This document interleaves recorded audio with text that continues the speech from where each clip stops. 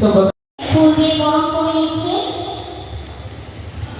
এবারে আজকের অনুষ্ঠান অভিজ্ঞ অতিথিরা মঞ্চে অংশগ্রহণ করেছেন বিশেষ অতিথি জনাব মোহাম্মদ আরিস মিয়া, বিশেষ অতিথি জনাব মোহাম্মদ রফিউদ্দিন সুপারিনটেন্ডেন্ট, জনাব মিজান আহমেদ সহকারী শিক্ষক, জনাব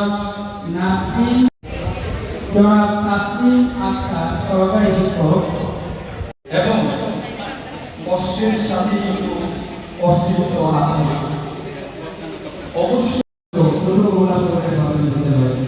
ক্ষমা চেয়ে নিচ্ছি, দয়া করে সংক্ষিপ্ত সহকারী শিক্ষক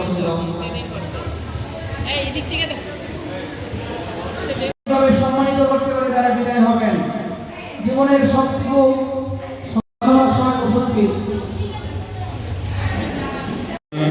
উন্মুক্ত করে দিইনি, আমি তোমার হাতে অপসারণ করেছি। তোমার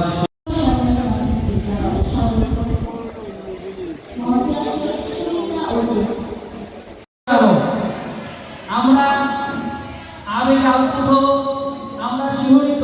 সম্মানিত মহোদয় বৃন্দকে সম্মানিত করে পেরেছি, এই জন্য সবার পক্ষ থেকে আবার একটা জুড়ে আল্লাহ আপনাদের সবাইকে সুন্দর এবং সুস্থ জীবন দান করুক, আর আমাদের জন্য দোয়া করুন। জনাব ইমরান বিদায়ী অতিথিবৃন্দকে ফুল দিয়ে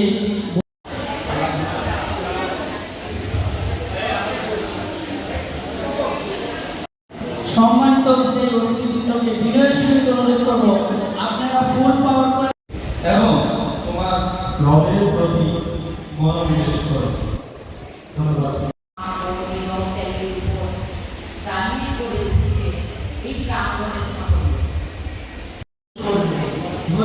আদর্শের মহান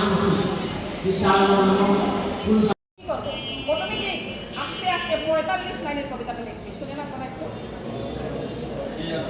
আল্লাহ ইয়া হাবিব আল্লাহ ইয়া নবী আল্লাহ ইয়া রাহমাতুল লিল আলামিন।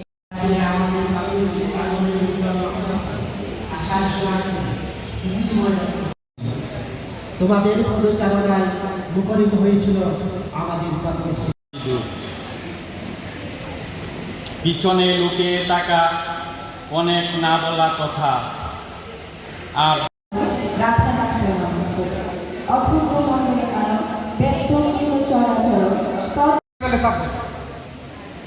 শিক্ষকদের আদর্শ এই হবে, তারা চাইলেই তারা আঘাত করতে হবে কিন্তু গালি দিতে পারবে না। এটা হচ্ছে সমাজে অত্যন্ত দুঃখ ভারাক্রান্ত হৃদয়ে সময়ের শাসন মেনে বিদায় জানাতে হচ্ছে। মানুষ গড়ার কারিগরে জীবন অতিবাহিত করেছেন, আজকে অবসরে আছেন।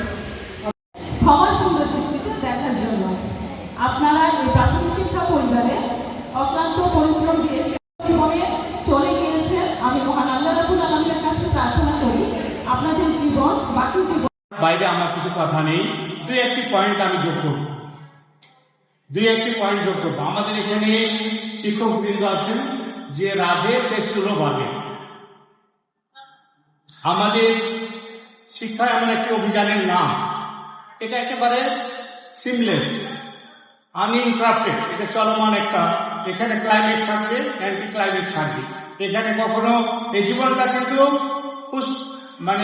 কুসুমা স্তীর্ণ নয়। এই জীবনে অনেক অবস্ট্যাকল থাকবে, অনেক সমস্যা থাকবে, অনেক বাধা থাকবে, তার মাঝেই কিন্তু আমাদের এগিয়ে যেতে হবে। আমি যেহেতু একজন কর্মী, শিক্ষা বিতরণে বা শিক্ষা আপনাদের নিয়ে শিক্ষার যে ইন্টারাকশন করি, তার একজন কর্মী হিসাবে আমি কিছু কথা বলতে চাই। গুড টিচার, একজন ডিস্টিংগুইশড টিচার হওয়ার জন্য কি বৈশিষ্ট্য প্রয়োজন? তাহলে প্রথমে আমাদের কিছু ইথিক্যাল নলেজ থাকা প্রয়োজন, সম্মান দেওয়া প্রয়োজন। এটা আমরা একে অপরের মধ্যে সম্মান দিলে কখনো কোনো ব্যক্তি ছোট হয় না, দেখা যায় তার আরো মর্যাদা উত্তরোত্তর বৃদ্ধি পায়।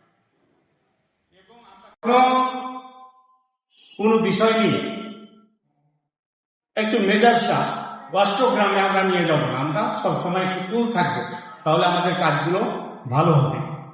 শ্রেণীকক্ষে যে আমাদের অনেক ট্রেনিং আপনারা নিয়েছেন, অনেক ট্রেনিং নিয়েছেন। এখানে অনেক স্মার্ট টিচার আছে। স্মার্ট হতে হলে কি লাগে? স্মার্ট শুধু দৈহিক স্মার্ট হলে হয় না, বেশভূষা পোশাক পরিচ্ছদে স্মার্ট হলে স্মার্ট হওয়া যায় না। একজন স্মার্ট মানে কি? শুদ্ধ ভাবে প্রমিত উচ্চারণে ক্লাস নেবে, পড়াবে ছাত্রদেরকে।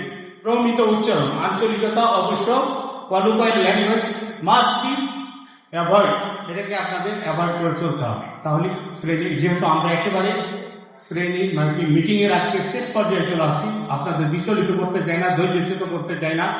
আমরা চাই আমাদের শ্রেণীকক্ষে আমরা সবাই যেন মনোনিবেশ করি, আমাদের শ্রেণীকক্ষগুলো যেন আনন্দে রঙিন ফুল হয়, আমাদের শ্রেণীকক্ষগুলো যেন শিশু বান্ধব হয়, আমাদের শ্রেণীকক্ষগুলো যেন একে অপরের সহযোগী হিসাবে একটা শ্রেণীকক্ষ হিসাবে প্রতিষ্ঠিত হয়। এই আশাবাদ ব্যক্ত রেখে আপনাদের দিনগুলো যেন সুন্দর হয়, সুখময় হয়, আপনারা যেন অন্যের ঈর্ষার কারণ হয় গঠনমূলক কাজের মাঝে, তাহলে আমাদের সফলতা ধরা দেবে। সবাই ভালো থাকবেন, সুস্থ থাকবেন, এই আশাবাদ ব্যক্ত রেখে আমার বক্তব্য এখানে শেষ করলাম। আল্লাহ হাফেজ। আসসালামু আলাইকুম। অবসরপ্রাপ্ত সেই সম্মানিত শিক্ষক শিক্ষিকা মন্ডলী, সবাইকে আবারও সালাম ও শুভেচ্ছা। সম্মানিত শিক্ষকবৃন্দ, আজকের এই সুন্দর মহতী অনুষ্ঠানের পিছনে কিন্তু দীর্ঘ পরিশ্রম এবং অনেক কিছুর বিনিময় কিন্তু আজকের এই অনুষ্ঠান। আপনারা শুনে আনন্দিত হবেন যে হবিগঞ্জ সদর আসনের মাননীয় সংসদ সদস্য, মহান জাতীয় সংসদের সম্মানিত হুইপ মহোদয় আলহাজ জি.কে. বোস মহোদয় আপনাদের এই অনুষ্ঠানে অংশগ্রহণের জন্য তিনি আগ্রহ প্রকাশ করেছেন, কিন্তু হবিগঞ্জ জেলায় আমাদের ক্রীড়ামন্ত্রী আসবেন এবং স্যারের অনেকগুলো প্রোগ্রাম থাকা ব্যস্ততার কারণে স্যার কিন্তু আপনাদের এই অনুষ্ঠানে আসতে পারেন নাই।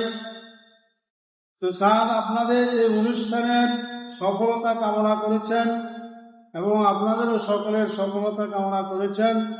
তো আমরা সকলেই আমাদের সম্মানিত এমপি মহোদয়ের দীর্ঘ হায়াত কামনা করছি।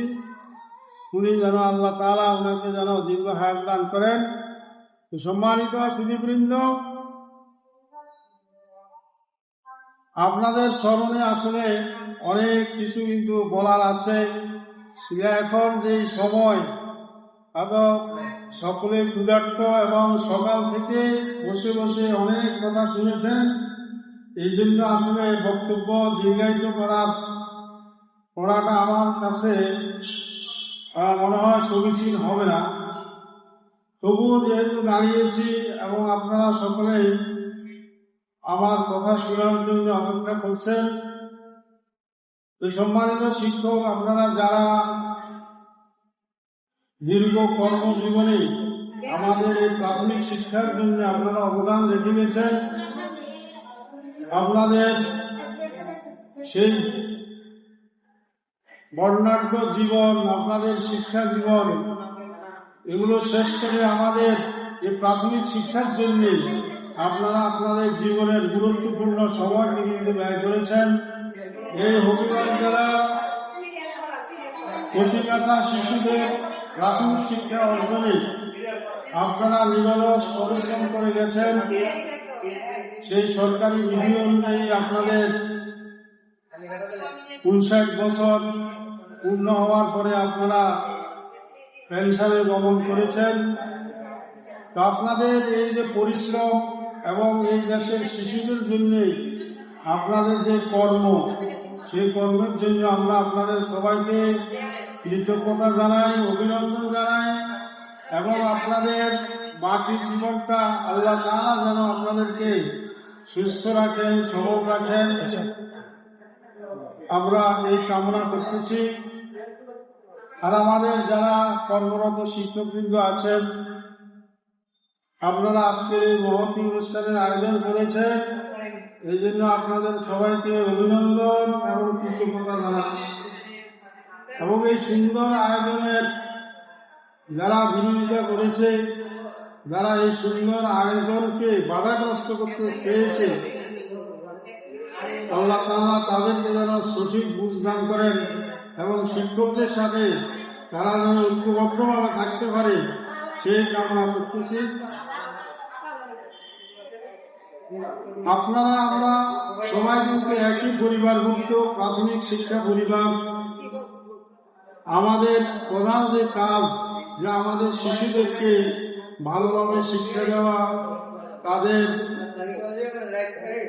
সঠিক মানুষ হিসাবে গড়ে তোলার জন্য তাদেরকে যে জ্ঞান দান করা, এটা কিন্তু আমাদের সকলের প্রধান দায়িত্ব।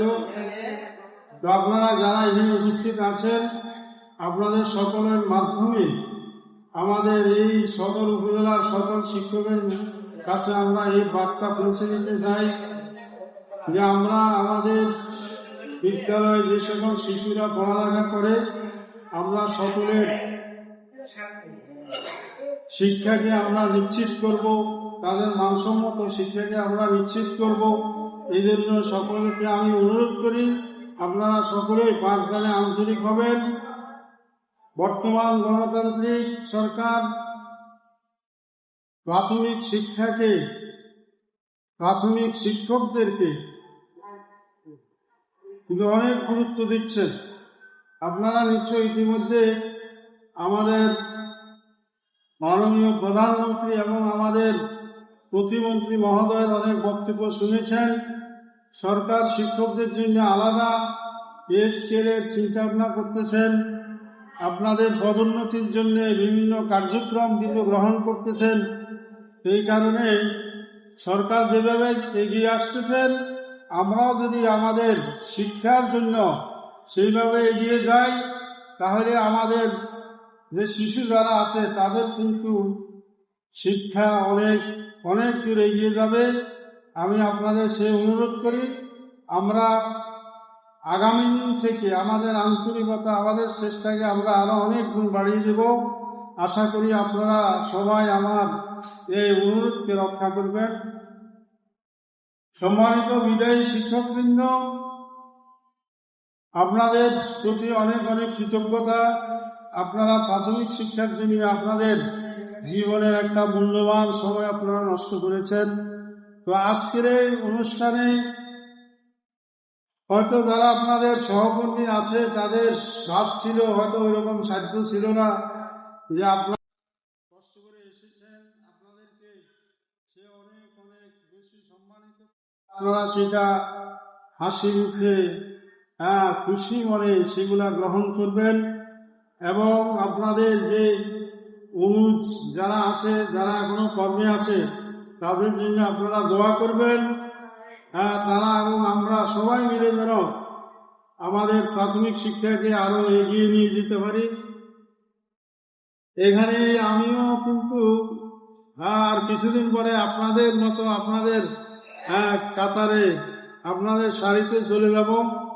এই আগামী ডিসেম্বর পর্যন্ত আমার চাকরি আছে। এই বছরই 31শে ডিসেম্বর আমারও PRL এর সময়। তো আমার জন্য আপনারা সবাই দোয়া করবেন। আমরা কর্মরত আছি, আমাদের একটা দায়িত্ব এবং এইটা পর্যায়ক্রমে 22 রান আসে। আজকে যারা বিদায় দিচ্ছেন, পরবর্তীতে আপনাদেরকেও আরেকটা শ্রেণী এসে বিদায় দিবে। কোনো কারণে যদি এইটা শ্রেণী ভঙ্গ হয়ে যায়, তখন কিন্তু ফাটল ধরে, পরবর্তীতে যারা আসে তাদের আর এই সম্মান পাওয়ার সম্ভাবনা ক্ষীণ হয়ে যায়। তো 2019-এ সর্বশেষ বড় আকারে একটা প্রোগ্রাম হয়েছিল আমি যতটুকু জানি, আর এবার আবার হয়েছে। অতিথি একজন বলেছেন যে আমরা যাতে প্রতি বছরও এটা করতে পারি। হ্যাঁ, প্রতি বছর করলে একটা ধারাবাহিকতা থাকে এবং যারা বিদায় অবসরে যাবেন তাদেরকে আমাদের অবশ্যই সম্মানিত করতে হবে, কারণ তারা সারা জীবন পেশায় জড়িত হয়ে শ্রম দিয়ে গেছেন। যখন তারা অবসরে যাবেন তারা এই সম্মানটুকু পাওয়ার দাবিদার। আর যারা আজকে বিদায়ী অতিথি আছেন, আমি মনে করবো যে আপনারা ভাগ্যবান। কেন ভাগ্যবান? সুন্দরভাবে চাকরিতে যোগদান করে সকল বাধা বিপত্তি অতিক্রম করে চাকরি সমাপ্ত করাও এটা একটা সৃষ্টিকর্তার নিয়ামক।